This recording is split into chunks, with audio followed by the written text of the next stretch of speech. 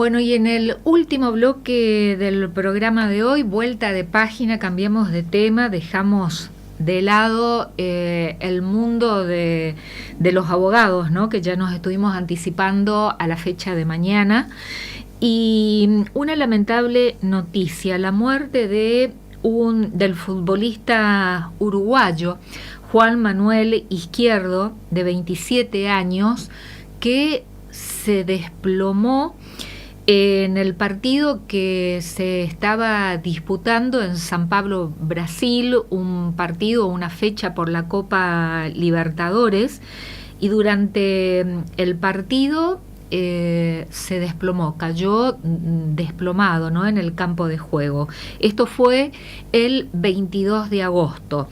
De allí fue hospitalizado en un centro de salud de la ciudad de San Pablo, en Brasil, y lamentablemente ayer se dio a conocer la noticia de su fallecimiento. Las crónicas periodísticas informaron, lo voy a leer textualmente, el último parte médico, que fue el día lunes por la tarde, dio cuenta del estado crítico, indicando que se encontraba con ventilación mecánica, con cuadro neurológico crítico, y previamente el Centro de Salud en San Pablo, Brasil, informó que Juan Manuel Izquierdo ingresó con paro cardíaco de inicio indeterminado, secundario a una arritmia, mostró una progresión del compromiso cerebral y aumento de la presión intracraneal. Estamos en comunicación telefónica con el médico cardiólogo, electrofisiólogo, jefe del servicio de arritmias del Instituto de Cardiología de Corrientes, con el doctor Domingo Luis Poser. Doctor Poser, ¿qué tal? ¿Cómo le va? Buenas noches. Buenas noches, Liliana. Buenas noches a vos y a toda tu vasta audiencia. Muchísimas gracias. Un placer estar con vos en línea. Muchísimas gracias, doctor Poser. Lo primero que le voy a preguntar nuevamente, porque cada vez que lo entrevistamos y decimos su especialidad, que es médico electrofisiólogo, ¿qué significa? ¿Qué es esta especialidad? Y bueno, me dedico a las arritmias. Digamos, soy el electricista del corazón, y tiene que ver con el desarrollo de las arritmias, que incluso provocan la muerte, como en este caso, y con el manejo de dispositivos y catéteres dentro del corazón para curar las arritmias por medio de la ablación.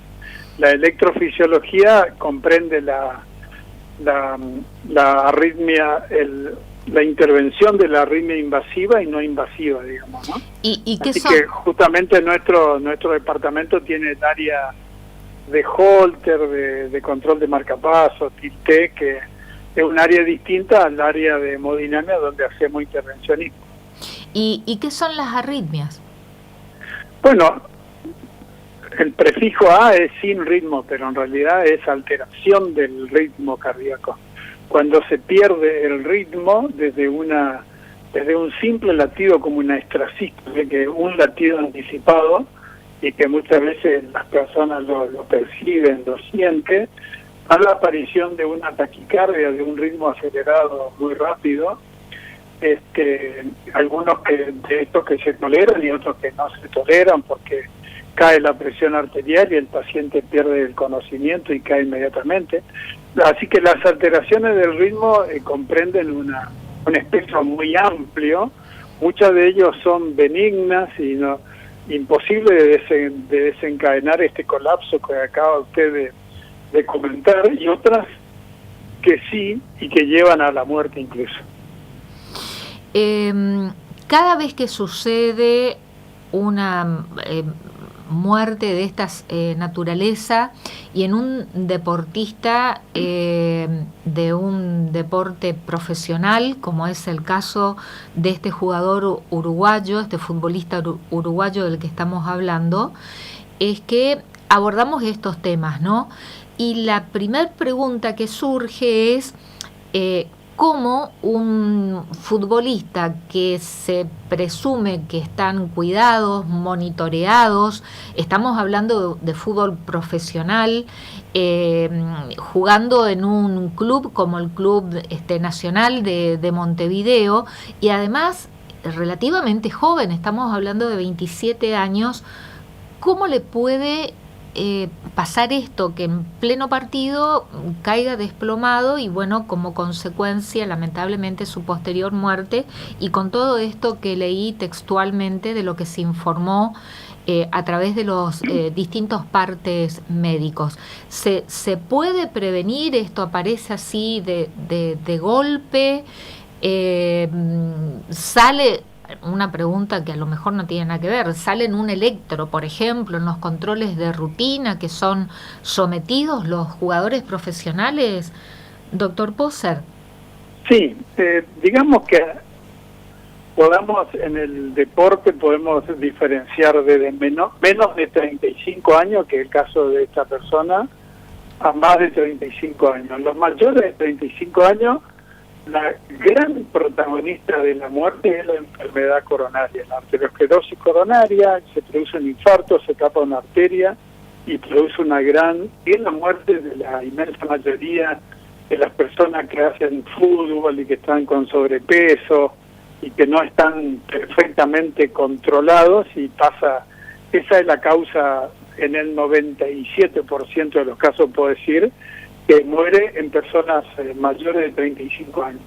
Pero en este caso, en los menores de 35 años, las muertes son de alteraciones genéticas, que muchas de estas se detectan en un simple electrocardiograma, como el QT largo, el síndrome de Brugada y QT corto, otras que aparecen en el eco, como la displasia, o en una resonancia cuando uno sospecha porque hay alguna alteración en el electro no lo suficientemente clara como para hacer el diagnóstico. Uno profundiza, entonces pide un eco Doppler y profundiza y pide una resonancia en los casos que uno sospecha. Uno también pide una ergometría para ver cómo se comporta. Se supone que un chico de esta característica en un club con esta profesionalidad tenía todas esas cosas, aunque no siempre ocurre esto.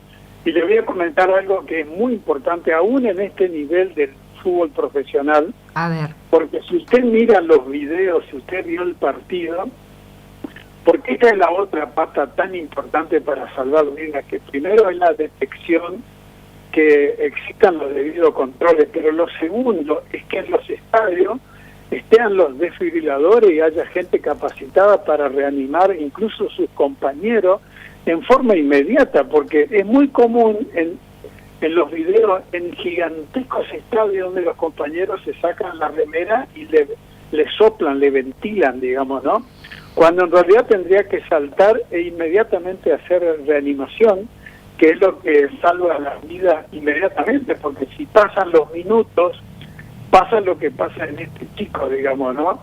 Por más que recupere los latidos cardíacos, llega a la clínica con muerte cerebral y eso ya no tiene retorno, y de hecho termina pasando lo que pasó en el chico, si uno se demora en el inicio de la reanimación. O sea que este tema de la muerte súbita en jóvenes tiene dos patas muy importantes. Una es la detección, los controles. Por ejemplo, en el rugby yo veo que es el deporte, por lo menos en la región, que a los deportistas le piden ergometría, le piden electro, laboratorio, le piden cosas más completas que muchos otros deportes que simplemente le piden un electro, y eso ya es un principio de detección del problema, pero casi con la misma potencia y con la misma fuerza que se trabaja en la detección de estos problemas,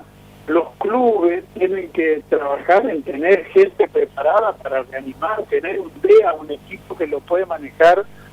Uno que no es médico, cualquiera puede manejar un DEA y darle una desfibrilación inmediata, y eso le salva la vida, porque la perfusión cerebral tiene minutos, digamos, no soporta 5 minutos, 4 minutos que el paciente esté en paro sin que nadie le haga ningún tipo de reanimación. Así que a veces el paciente llega a los centros de alta complejidad, nosotros entra a la emergencia y empezamos la reanimación, pero pasaron varios minutos en que nadie se la hizo, y es normal que salga por un tiempo, pero ya quede sin posibilidad de vivir por el daño neurológico. No sé si te contesto, Liliana, tu pregunta. Totalmente, es decir, no solamente, tenemos que contemplar dos aspectos, ¿no? El preventivo respecto a todos los controles y cuidados en actividades, en las prácticas deportivas de élite y profesionales, ¿no? A que deben someterse los jugadores. Pero otro aspecto que no se debe descuidar y que es fundamental para cuando suceden estos tipos de eventos, lamentablemente, es que en los estadios, estamos hablando del estadio de San Pablo, Brasil, sí, ¿no? Sí. Que en los estadios estén equipados como para acudir inmediatamente con un equipo de desfibrilador, que me cuesta decir el nombre.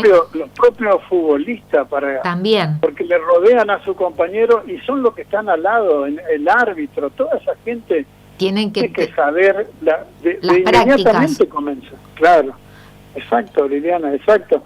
Y muchas veces nosotros, fíjense que a veces en los colegios le piden un electro en un determinado cuarto grado, quinto grado, y vaya las veces que encontramos a nosotros que nos mandan porque tiene un Wall Parkinson White, porque tiene un QT largo, porque tiene un síndrome de Brugada, porque tiene... ¿Qué es todo eso? Miocardiopatía hipertrófica, hay un montón de causas. Le quiero decir también que esto en el mundo representa el 2 por 100.000 o el 2 por 80.000, digamos, de miles y miles de gente joven que hace deporte. No es una cosa tan... Lo que pasa es que cuando ocurre tiene un impacto tan grande, tan, digamos, y está bien que así lo sea para que llame la atención y para que la gente entienda la importancia de los procesos de controles y en los procesos de aprender RCP, que es una cosa sencilla. Solo con las manos se salva una vida, que es el principio de la gente que aprende RCP, que deberían en cada cuadra, en todos los lugares, en los clubes, en los lugares de gran convocatoria. En cualquier ámbito laboral, Y también, obviamente, Liliana, sobre todo donde hay mucha concurrencia de gente que claramente puede pasar, ¿no?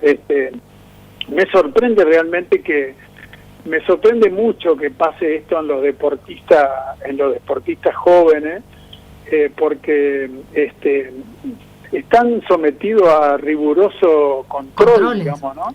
Por Se eso supone que tienen electro, que tienen eco, que le hacen ergometría, y bueno, a veces el paciente pasó, por ejemplo, con este jugador muy conocido que jugaba en el Barcelona y que tuvo que retirarse del fútbol.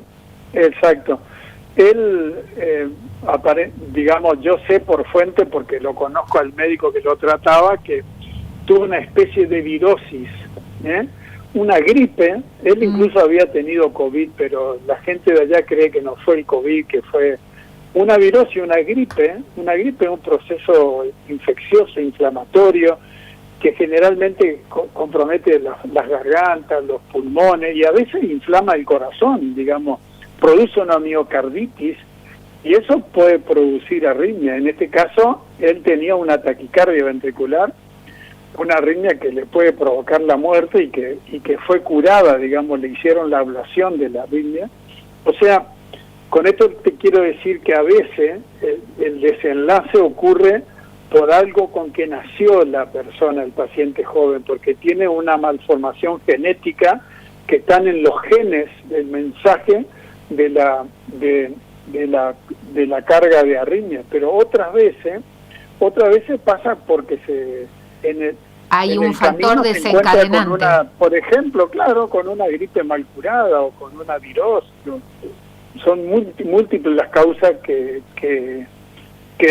lleva a esto, digamos, ¿no? Que desencadena. ¿Y por qué el compromiso cerebral? ¿Por qué afecta? No, porque no llega sangre al cerebro. Cuando inmediatamente no se hacen la RCP, la medida de reanimación, el cerebro queda sin perfusión y hay daño neuronal, muerte cerebral, digamos, ¿no? Entonces, después, la mala evolución del paciente es por el cerebro, ya no porque incluso el corazón vuelve a latir con las maniobras, las drogas que uno le hace y la desfibrilación cuando está en el ambiente hospitalario, pero cuando ya el daño neurológico es irreversible, no puede sobrevivir. Sí, la verdad que impactó por la forma, otra vez, porque fue en el campo de juego, en pleno partido que se estaba realizando, y por la edad, 27 años, y después conocimos que también este dato que tiene 2 hijos y un bebé que tiene apenas unos días, una semana. Usted que tiene ese espíritu de investigación, le diría que busque en internet si ve el momento en que cae y dígame después si alguien le puso la mano en el pecho para hacer... No. Bueno, entonces ahí no hay nada que hacer, ¿me entiende? Ahí o sea, tiene que ser inmediato. Claro, en el momento, el compañero que está al lado, en lugar de llevarse las 2 manos a la cabeza y decir, por Dios, que en vale esa mano al pecho del paciente que acaba de morir, digamos, ¿no? Así que veo que siempre está faltando una pata a esto, a entender que no es solo que el chico se haga un electro y que se haga un control en un lugar donde puedan detectar este tipo de cosas, sino lo otro, que en el club la gente sepa, vea la importancia de que sus empleados, de que los propios jugadores sepan RCP, que haya los CDI para poder, los desfibriladores, para poder... Después nosotros cuando llegan estos pacientes tenemos herramientas, digamos, porque a algunos le hacemos la ablación, a otros le ponemos un cardiodesfibrilador. Cuando llegan vivos a los centros como el Instituto de Cardiología Corrientes, tenemos herramientas como para salvarle la vida al chico. No sé si podrá volver o no, pero es muy importante esta pata que entiendo que fue lo que falló acá, independientemente cuál fue el mecanismo que lo llevó a la muerte. ¿Cuánto tiempo? ¿Hablamos de minutos o de segundos? Y esto es de minutos. 5 minutos, 4 minutos. En que se le deben hacer las prácticas de reanimación. Sí, cuanto antes llegamos, mejor, pero sí, está ese tiempo. Después, si solamente esperamos que entre la ambulancia y lo cargamos y nadie le va reanimando y llega al hospital, cuanto más tardío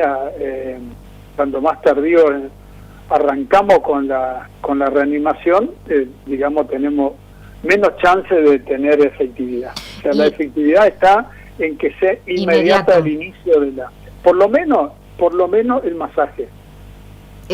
Manual, ¿no? Que hablamos de eso. Manual con las manos.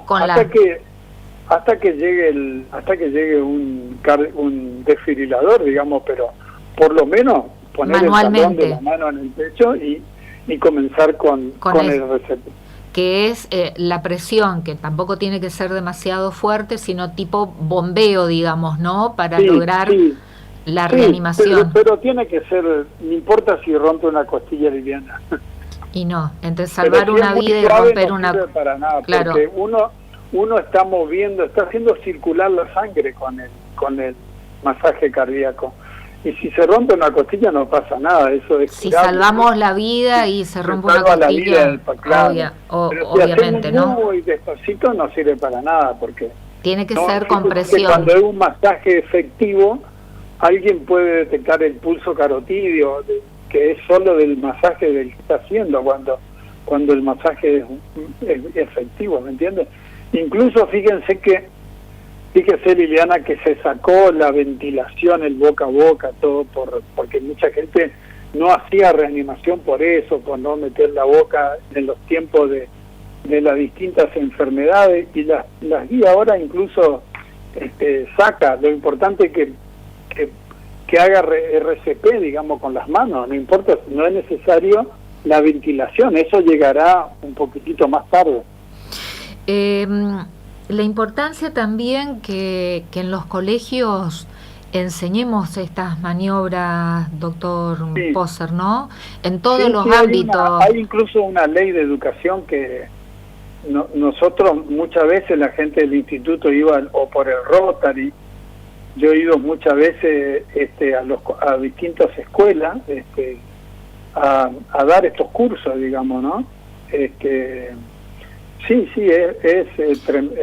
imagínese que es el lugar por donde tiene que empezar todo esto para que la gente tome conciencia de la problemática, digamos. Y creo que está también exigido por ley, que tienen que tener hay una ley, que exige que estén estos equipos de desfibriladores en los estadios, en los ámbitos deportivos. Ahora, si se controla, si se cumple o no, la verdad que ignoro, pero tarea para el hogar, digamos, periodísticamente, de preguntar si esto efectivamente se cumple, si se controla. Sí, yo no sé si pasó acá en Corrientes o dónde, que el club tenía los desfibriladores, pero la llave no lo tenían. Ay, bueno. Claro, y si no, finalmente no sirve para nada si es que no puede estar a disposición inmediata del que está muerto ahí, ¿me entiendes? Claro, en el momento si uno lo tiene bajo llave y todo eso, tampoco, o sea, es compleja la situación, pero tiene que estar, así como hay un matafuego en los helicópteros, en los edificios, tendría que haber un desfibrilador. ¿Y son caros? ¿Son caros esos equipos, doctor? ¿Son accesibles? No son caros para nada. No son caros para tanto valor que tiene para salvar una vida. Para nada. No quiero tirar un número por no equivocarme, pero digamos que si estamos hablando que puede salvar una vida, se puede realizar desde las distintas instituciones la erogación presupuestaria necesaria como para tener ese equipo, ¿no? Sí, así es. No, para nada es caro eso. Bueno, doctor Domingo Luis Poser, siempre es un placer escucharlo. Muchísimas gracias. Liliana, es un placer conversar con usted y siempre están los temas de importancia para la sociedad. Les felicito y por supuesto a sus órdenes como siempre. Muchísimas gracias, doctor, muy amable. Querida, que tenga buenas noches. El doctor Domingo Luis Poser, médico cardiólogo del Instituto de Cardiología de Corrientes, jefe del servicio de arritmias del Instituto de Cardiología. Fue director también del Instituto de Cardiología y también presidió la Federación Argentina de Cardiología. Fue presidente de la Federación Argentina de Cardiología y tiene como especialidad es médico electrofisiólogo, que él lo explicó muy claramente, ¿no? Vendría a ser como el electricista del corazón. Bueno, este tipo de noticias, o cuando suceden y tenemos que estar lamentando la muerte de una persona joven, 27 años, jugador profesional de fútbol, en este caso del fútbol uruguayo, compitiendo en una fase de la Copa Libertadores en San Pablo, Brasil, y cayó desplomado en pleno partido y no se lo pudo recuperar. Lamentablemente 5 días internados, pero ya con un estado muy crítico, con daños cerebrales. La importancia de actuar preventivamente, por un lado, en estas dos aristas, los controles previos en las prácticas de deporte, sobre todo cuando estamos hablando de una competencia en la práctica de un deporte del fútbol, como es el fútbol profesional, competencia de élite, que tienen que estar controlados, pero por otro lado también es primordial para cuando suceden estos tipos de eventos, que lamentablemente suceden, y no solamente en el fútbol, sino en otros deportes también. Tenemos varios casos en el rugby, por ejemplo, que los estadios tienen que tener estos equipos desfibriladores. Es primordial. Y lo mismo que los jugadores sepan hacer estas prácticas de reanimación.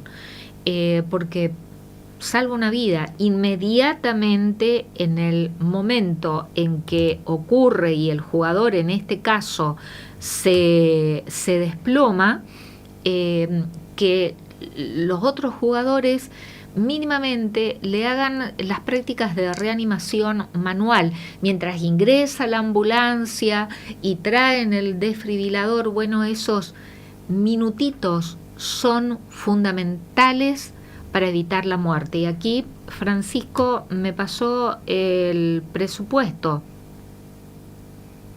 2.719.000 no es caro. Para tener en un estadio, estoy leyendo bien, y en 6 cuotas de 625.000 pesos. Encima, se puede pagar en cuotas, ¿no? Aquí Francisco bajó inmediatamente de estas páginas que hay en internet un desfibrilador semiautomático. Bueno, deben haber a lo mejor los automáticos, que era lo que decía el doctor Poser, que puede que salgan un poco más caro, pero estamos hablando de 2.719.000, o sea, redondemos en 3 millones para una institución deportiva. No es una erogación, está bien que estamos viviendo, ¿no?, en época de crisis, pero para una institución deportiva invertir en un desfibrilador salva vida, es más que importante tenerlo, ¿no? Y también esto que señalaba el doctor Poser, que los otros jugadores, en vez de sacarse la remera y hacerle aire o estar pidiendo ambulancia o lo que sea, bueno, que le hagan inmediatamente las prácticas de reanimación. Aquí desfibrilador externo portátil automático, es más barato todavía, 2.329.000. Bueno, hasta le estamos dando también los precios, ¿no? Porque está exigido por ley. Ahora, tarea mía es averiguar si realmente esto se cumple y se controla.